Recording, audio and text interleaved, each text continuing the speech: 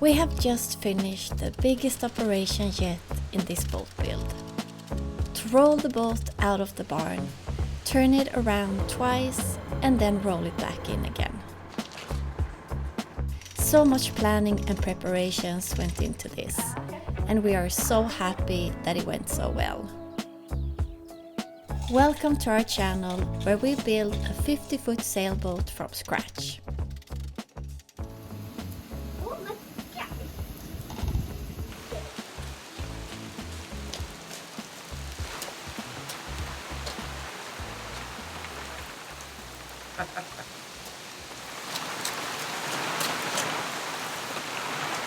I'm quite happy that we got the boat inside yesterday, but we didn't trust the forecast too much. Ja, det läcker. Lätt eller?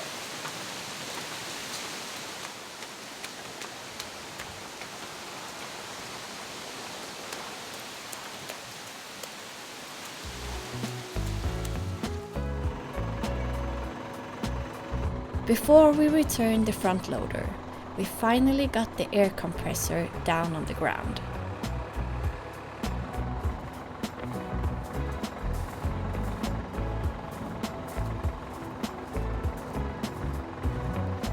Can we please win the lottery so we can get a front loader or similar to the farm?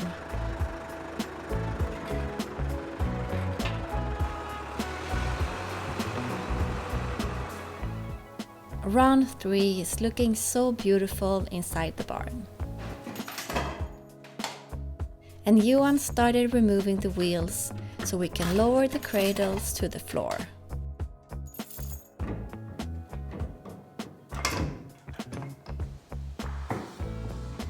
Slowly and in steps, Johan lowered the cradles.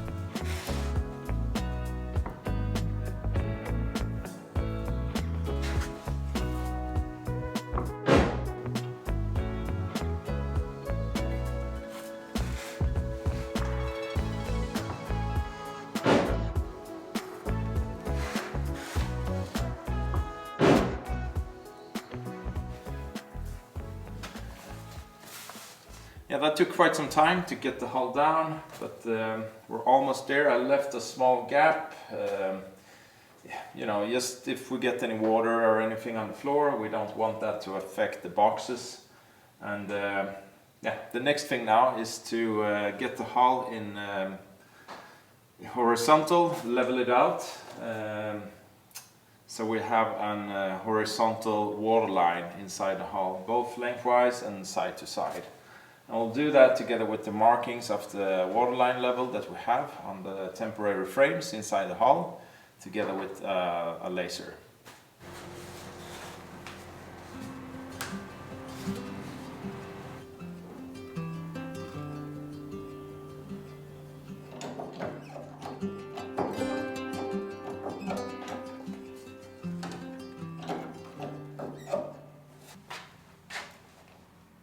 So it looks pretty good from side to side now, but lengthwise I still need to get the stern down or the bow up.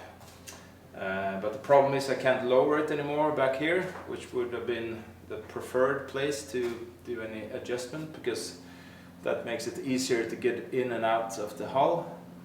But I can't go any lower, so I need to raise the bow maybe another 10 millimeters or so, so not a lot.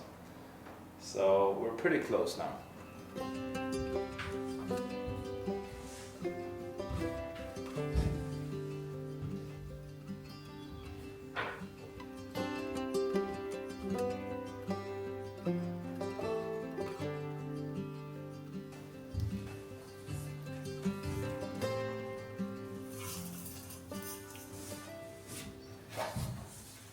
So I think I have it now. The hull is in a horizontal plane. Yeah, it took me quite a while to do this because I really wanted it to be accurate, since this is more or less the reference point for everything moving forward now. So it's so much easier to build anything inside the hull if you know that the hull is sitting leveled out according to the waterline. because you can use that as a reference point for everything that we're building inside the hull. I will also put some markings in the roof, some points everywhere so we know what the center line is, both inside the hull but also up in the roof when it's time to build a deck. So we have a lot of reference points that we can use together with the laser during the duration of the build. So next thing now will be to start removing a lot of the structure in here, so we can start putting in some temporary deck beams to keep the hull shape together before we have some permanent bulkheads installed. But it will take me a while to remove all of this, and I'm thinking before I start with that, we should really start organizing the barn and tidy up a bit in here, because right now there's stuff everywhere and a lot of stuff, and it's better to start with that so we have a nice and tidy barn that is a lot better organized, because right now it's really hard to find anything.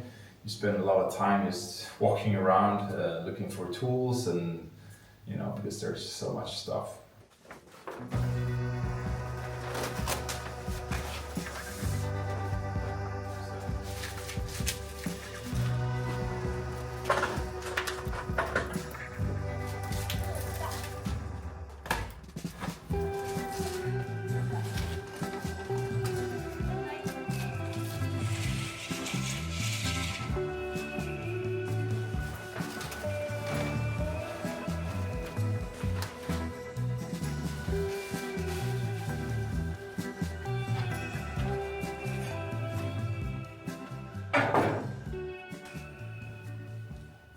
Plan is to have a lot of shelves inside of that box over there with boat stuff, and then in this box we'll have firewood like we had this year, and in here we have stuff for the garden, and then I'm thinking that we'll leave the mahogany and the other timber that we have here. I think we'll leave that in place.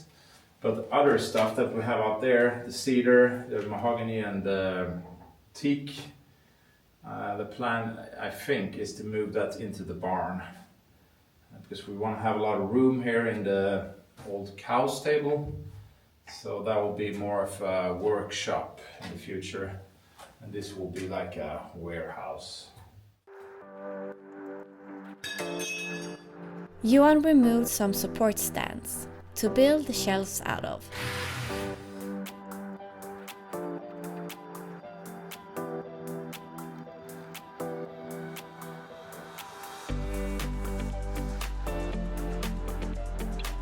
It will be so good to have this space to keep tools and materials in, and to be able to keep it more organized.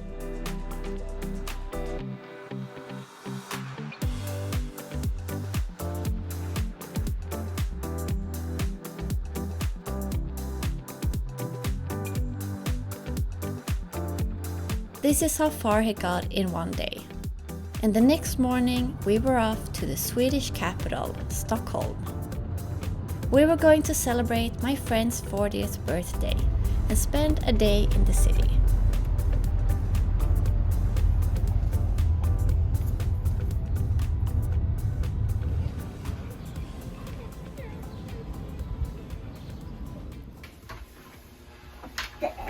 Du kan ju stå här och till jag så kan Är det kul med våningssäng? ja. Och jag har haft en våningssäng där inne. We have a tiny room. Tiny room. The weather was amazing and we ate Lebanese food, had fun at the playground and strolled in the neighborhood. Oh.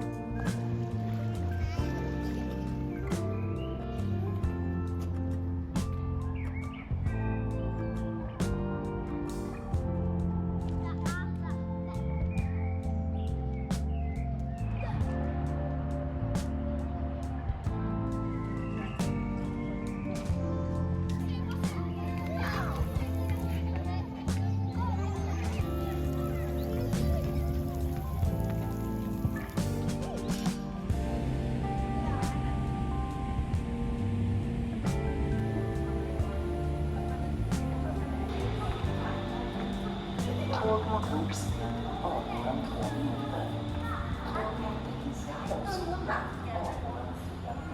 experience urban city life.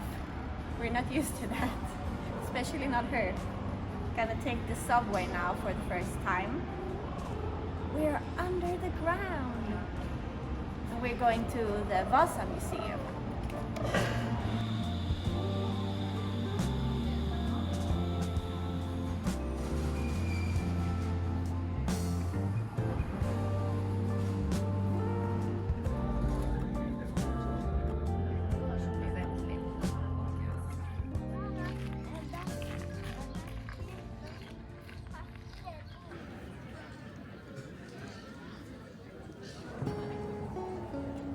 This is the Vasa ship, ordered by the Swedish king Gustav Adolf II to be the most powerful warship in the Baltic. But on its maiden voyage in 1628, it sank after only 1,300 meters. You can call it the most spectacular fiasco in Swedish history. It then laid on the ocean floor until 1961, when it was salvaged, and due to the quality of the water, it was almost intact.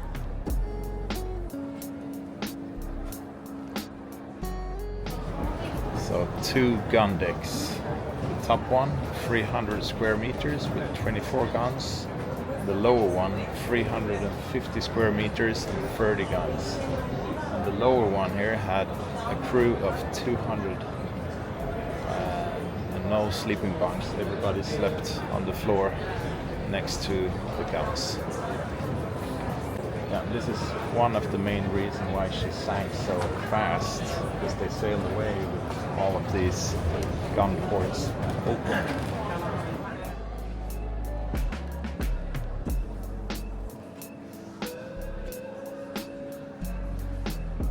It is 69 meters long and more than 50 meters tall from the keel to the top of the mainmast. Yeah, pretty amazing that it was in the bottom of the ocean for 350 years. And it's still in pretty good condition.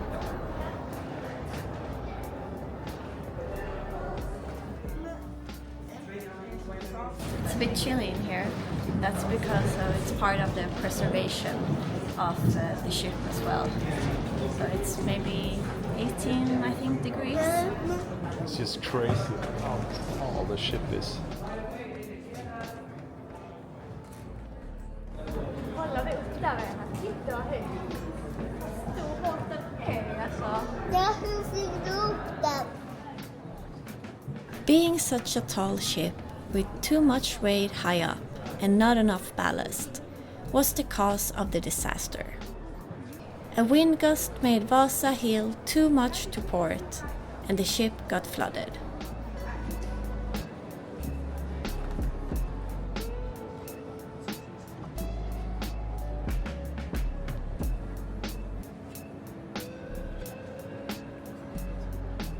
What do you think about it? It's incredible. What an incredible ship. They've been able to preserve it after such long time on the bottom of the ocean. So it took 1,000 oak trees to build the ship. And the weight of the ship today is around 900 tons. And when it brought it up from the seafloor, I think it said that they evaporated 500 tons of water from the hull.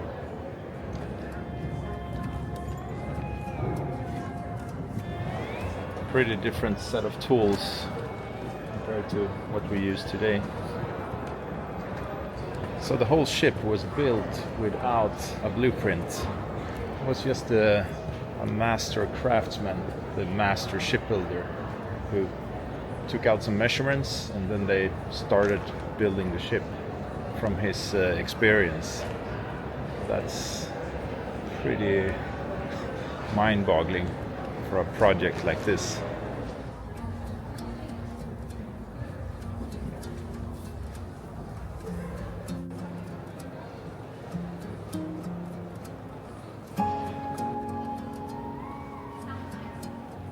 On the bow you find the beakhead, a muscular lion with the Vasa dynasty's coat of arms in its paws. The gilded lion was a symbol of courage, strength, and royal power. This is easily one of the coolest museums I've ever been to.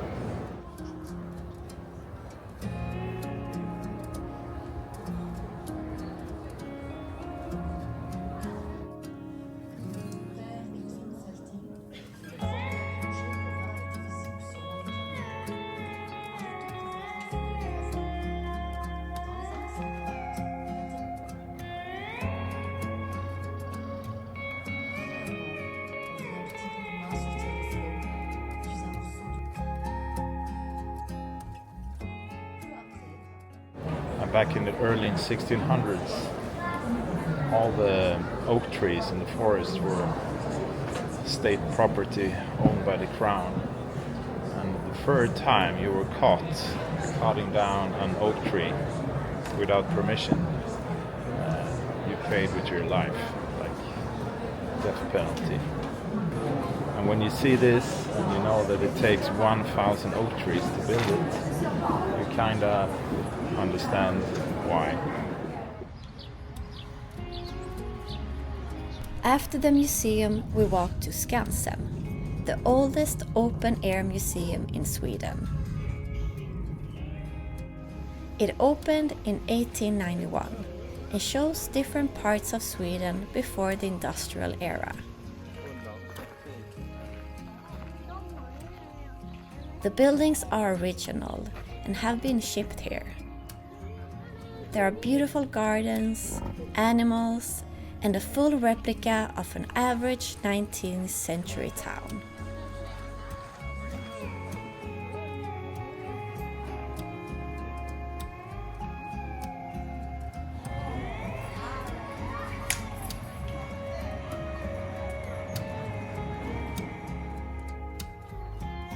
The next day we went to the archipelago to my friend's party. And then we drove back home to Sunhill Farm.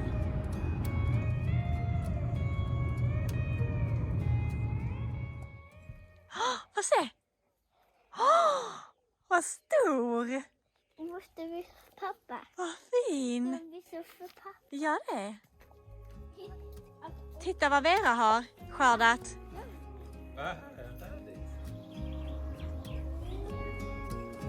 What a beautiful evening we got welcomed with.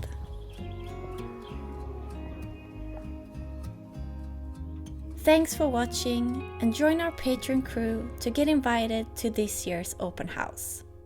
See you next week.